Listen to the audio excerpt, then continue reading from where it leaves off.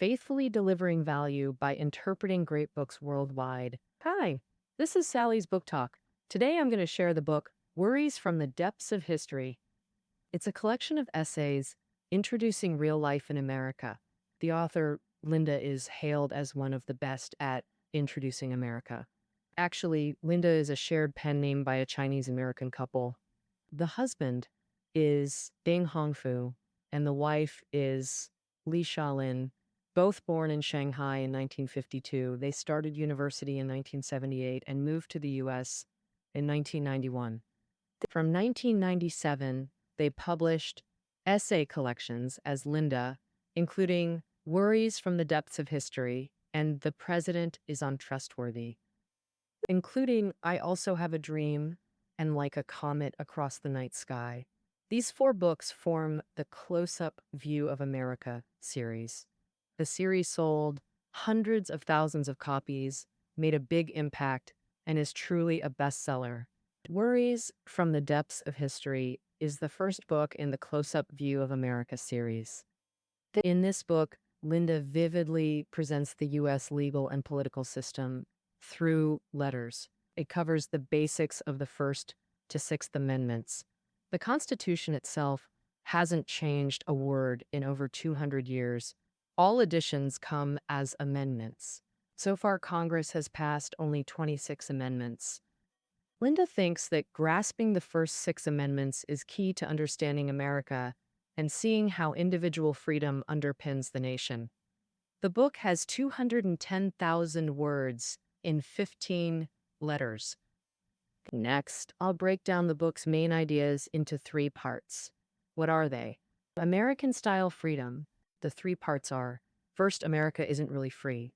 Second, my turf, my rules. Third, American freedom was hard-won. Okay, let's dive into part 1.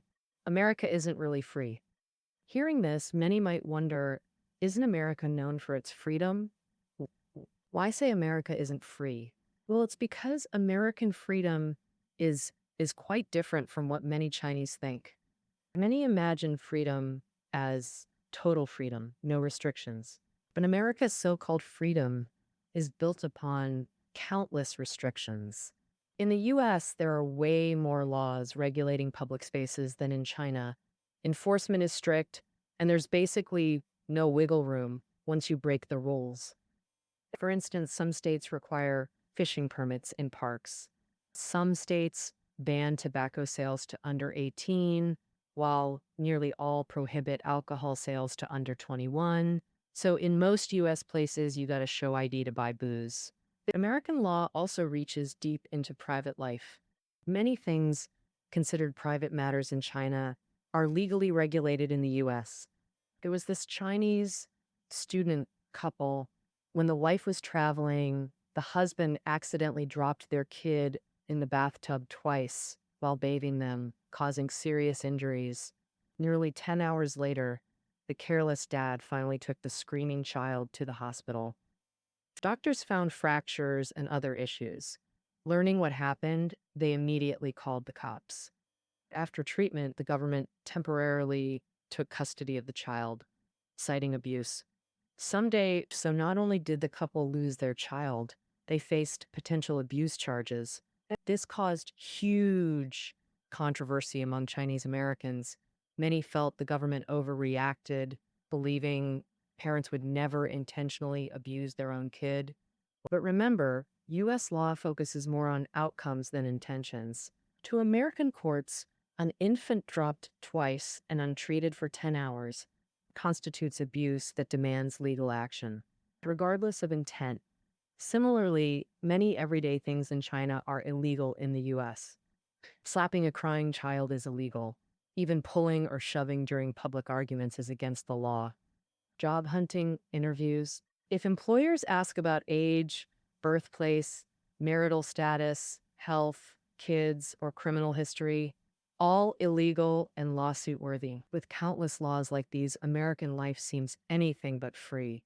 So where exactly does American freedom show itself? It mainly lies in how the Constitution fiercely protects every citizen's fundamental rights.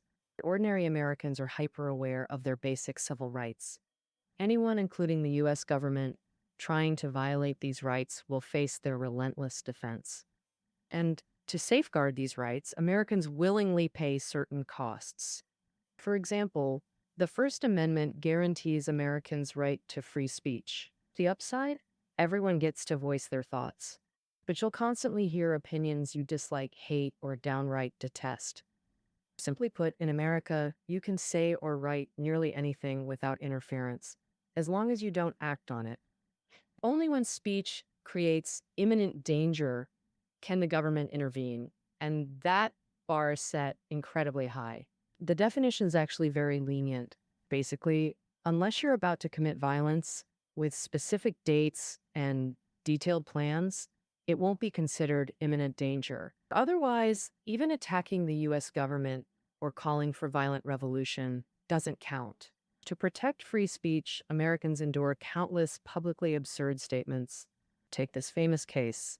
In 1987, a Kansas City public access channel declared anyone could air pre-recorded shows by paying a fee with no edits. But that August, the infamous KKK leader submitted tapes titled Race and Romance, demanding weekly airtime. The KKK, America's oldest, largest racist group, enforces white supremacy and violently excludes non-whites. Needless to say, their show openly promoted racism. This put the station in a bind, with Kansas City being 95% black. Airing it risked losing subscribers and sparking protests or violence.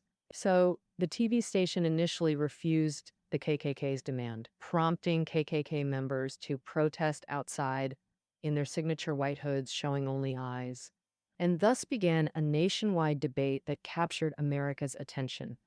The core question: did the KKK have the right to air their program on Kansas City TV? The station argued this channel was their private property, not a public forum. Thus, under U.S. law, they claimed the right to reject content they disliked. In America, public forums are designated spaces like streets, parks, or squares belonging to all citizens. Speech in these locations receives special legal protection. The station insisted TV wasn't public property, but shareholder-owned, thus not obligated to host all viewpoints. The KKK lawyer sharply countered, this public access channel is today's equivalent of the soapbox in public parks, the poor man's forum. Out of options, the station turned to the city council. So in June 1988, the council voted on shutting down the entire public access channel. They figured, no channel, no broadcast problem. Clean solution, right? The vote passed 9-2, and the channel went dark. Notably, one dissenting vote came from a black councilwoman. I despise some KKK actions and statements, but not the people themselves. I can disagree with their views, but that doesn't mean their views shouldn't be heard. I trust truth will prevail. Immediately after the vote, the KKK leader sued the city in federal court. Facing the Constitution's free speech protections, the city knew they'd lose and sought settlement. The KKK's demand the council must revote. In 1989, the Kansas City Council voted again on whether to restore the public access channel. This time, 7 voted yes and 3 no.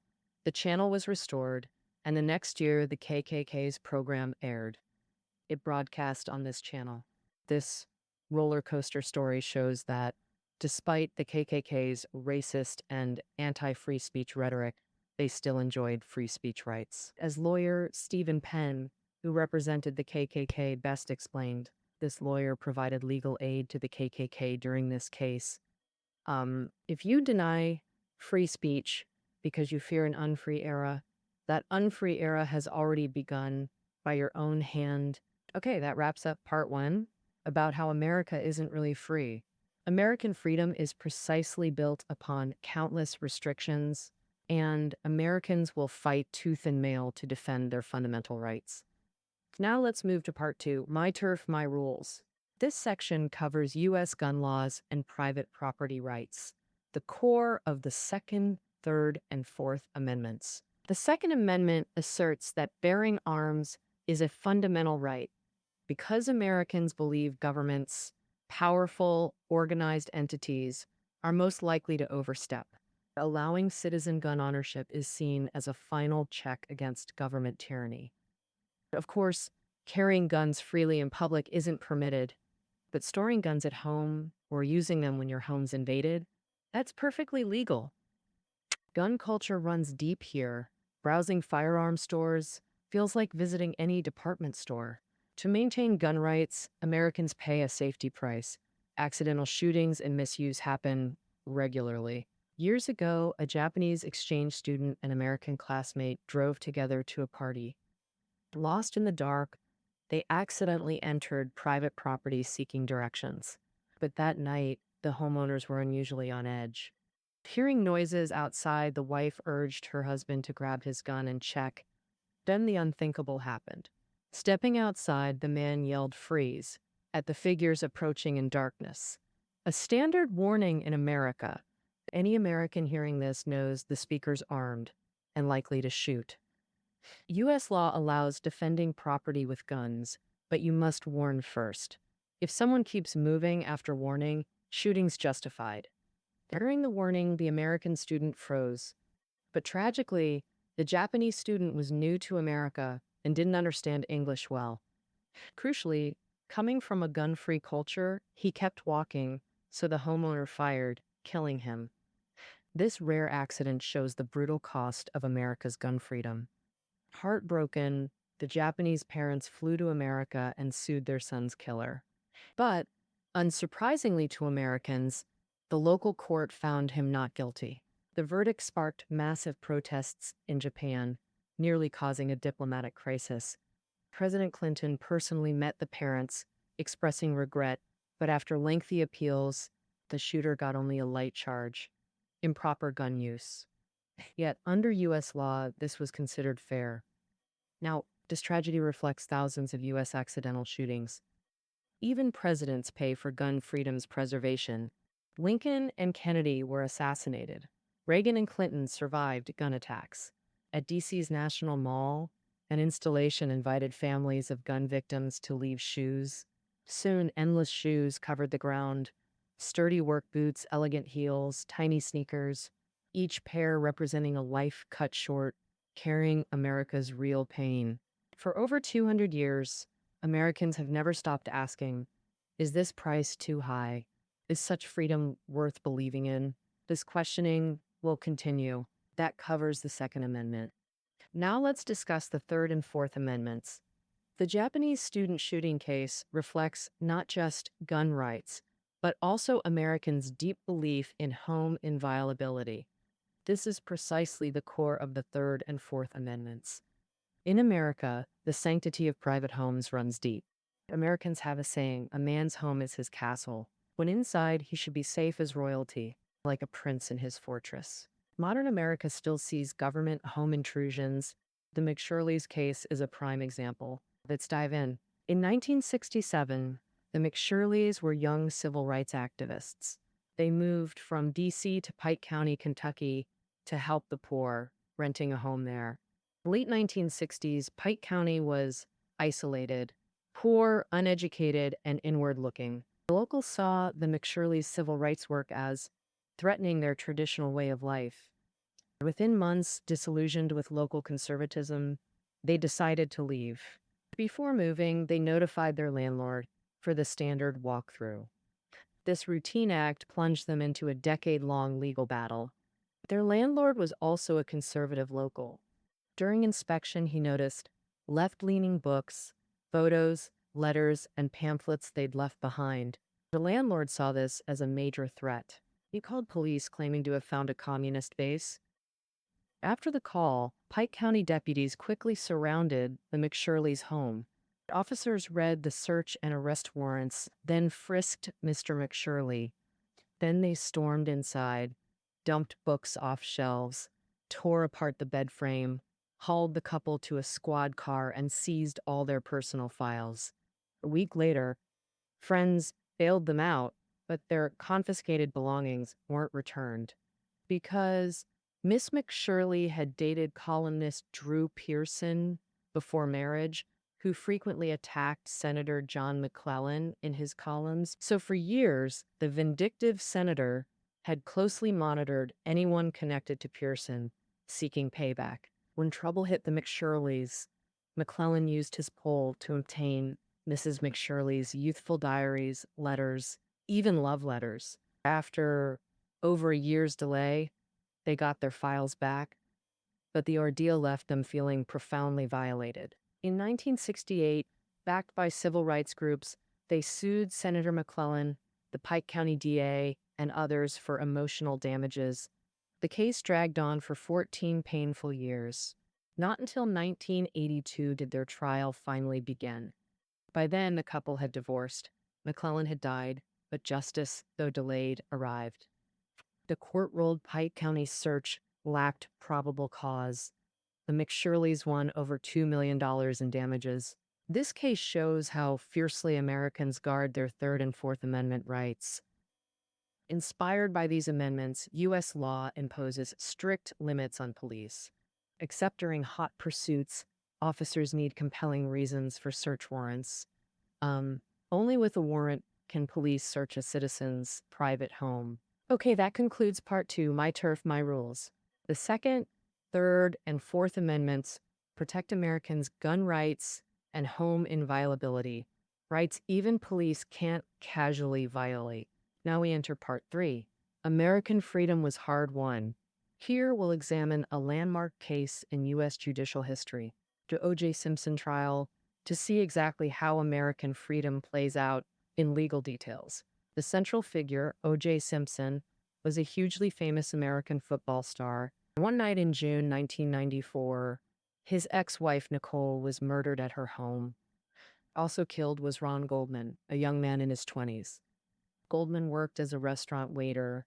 That night, Nicole had left her glasses at the restaurant, and Goldman was returning them. Police quickly named Simpson the prime suspect. Prosecutors charged him, a trial Americans called the trial of the century. Both sides assembled star-studded legal teams, especially Simpson's defense with dozens of top lawyers. Courtroom battles were fierce. The trial exemplified the Fifth and Sixth Amendments in the spirit of the Seventh.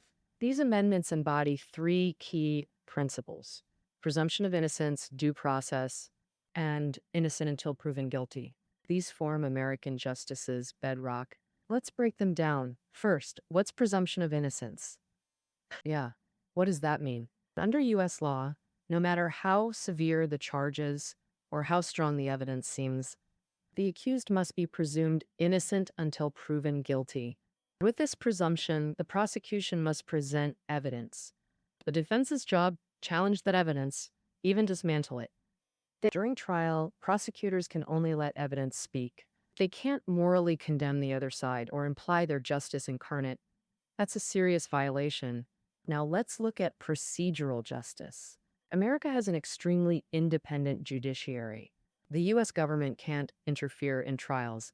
To ensure maximum fairness, America created unique systems: jury trials and evidence rules, both reflecting procedural justice. First, jury selection is incredibly strict. Anyone connected to the case, like knowing the plaintiff or defendant, can't serve. Even potential biases get you excluded. In the Simpson trial, one juror candidate had been abused by her husband, and Simpson had hit her ex-wife. Judge Ito felt she might be biased against Simpson and dismissed her. Beyond the judge, candidates get vetted by both prosecution and defense lawyers. Every juror needs both sides' approval, which is tough. So, in Simpson's trial, after 2 months of screening, they finally seated 12 jurors plus 12 alternates. Once sworn in, jurors were sequestered. This ensured they only saw court-approved evidence, avoiding media influence. So, what counts as legal evidence for jurors? That's where evidence rules come in. In America, only evidence legally obtained by cops counts. Illegally gotten evidence doesn't. No matter how valuable, it's tossed. Can't be used or even mentioned to jurors. In Simpson's case, he was initially cornered because evidence from his home that night looked damning, like blood-stained socks from his bedroom. DNA matched the victims. In his yard bushes, they found a blood-soaked leather glove. The other glove found at the crime scene matched perfectly. Blood was even found in his white Ford Bronco, seemingly ironclad evidence. But police obtained this evidence through questionable methods. That night, after the murders, cops went straight to Simpson's home after visiting the crime scene. Simpson was away, so police jumped his fence without a warrant or permission. Then they gathered all that evidence. This clearly violated what we discussed earlier, the U.S. Constitution's Fourth Amendment, the fundamental right to home inviolability. So, during pretrial, Simpson's lawyers argued the evidence was illegally obtained and should be thrown out. Police claimed they entered out of concern for Simpson's safety, since he was the victim's ex-husband, not suspicion. Despite public pressure, the judge allowed the evidence for the jury. But later in the trial, prosecutors lost a critical evidence battle. Detective Mark Fuhrman, who first responded and found the glove, was key. He became a crucial witness for the prosecution. But the defense argued Fuhrman planted evidence due to racism. Fuhrman fiercely denied this, testifying, "I haven't used the N-word in 10 years. 5 months later, defense lawyers uncovered damning evidence through relentless digging. Fuhrman's writer friend had recorded interviews for a police screenplay. In 14 hours of tapes, Fuhrman spewed racist rants against Black, Jewish, and Hispanic people, using the N-word over 40 times. A government employee saying such things was scandalous in modern America. So after the tapes surfaced, Fuhrman had to resign immediately. You could say the Simpson case ruined Fuhrman's career and reputation. But there was no direct evidence proving Fuhrman planted evidence due to racism. The judge ruled only 2 milder tape segments could be played for the jury. The rest stayed secret. But this still destroyed Fuhrman's credibility and became a key reason for the prosecution's loss. So that covers procedural justice, shown through strict jury selection and evidence rules. Finally, the innocent until proven guilty principle. Guilt must be 100% certain for conviction. If not, Americans prefer letting the accused go free. Simply put, better 1,000 guilty go free than one innocent suffer. So, in U.S. courts, the prosecution must provide evidence beyond reasonable doubt. Evidence merely pointing to suspicion isn't enough. It must be logically flawless. In Simpson's case, they failed. The evidence seemed solid, but under scrutiny, many illogical points emerged. A key doubt: did Simpson have enough time? Around 10 p.m., Nicole called her mother. Simpson got a call from a cab driver at his home before 11, a 45-minute gap. Simpson claimed he was sleeping. No alibi. His lawyers argued 45 minutes wasn't enough to stab 2 adults and travel between homes. But the impression was, if quick may be enough time. This leads to the second doubt, involving the cab driver. Simpson booked a taxi before the crime, planning to leave for the airport at 10:30 p.m. So that night, the cab driver arrived before 10:30 p.m., called him, no answer, kept calling, still nothing.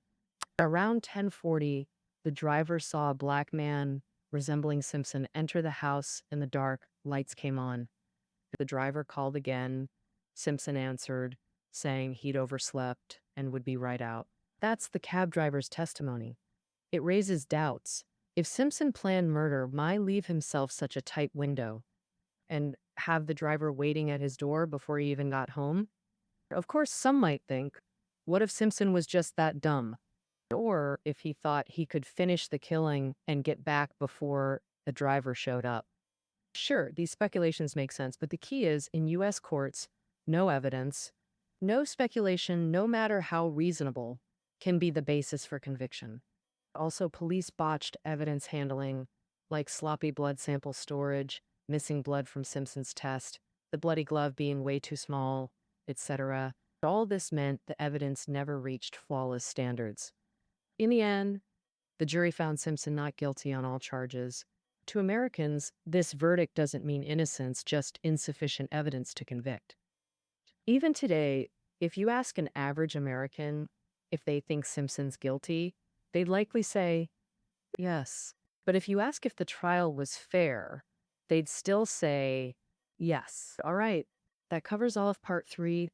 We discussed the essence of the Fifth, Sixth, and Seventh Amendments, core U.S. justice principles: presumption of innocence, procedural justice, and innocent until proven guilty.